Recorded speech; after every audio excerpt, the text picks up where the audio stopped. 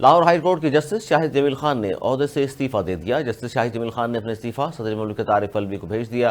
Justice شاہد جمیل نے 2029 میں retired ہونا تھا، وہ سینئرٹی لسٹ میں 11ویں نمبر پر تھے۔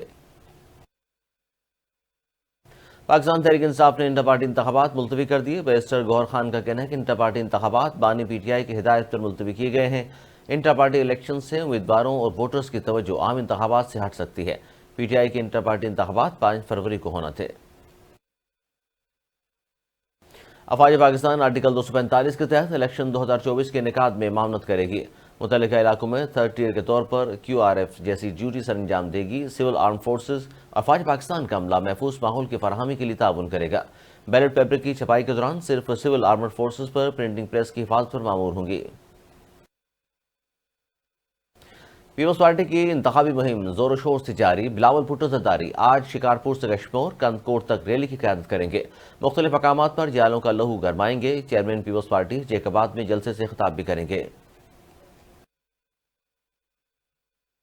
اور کوئٹہ کے علاقے مشرقی بائی پاس کے قریب دھماکہ، 3 افراد زخمی ہو گئے۔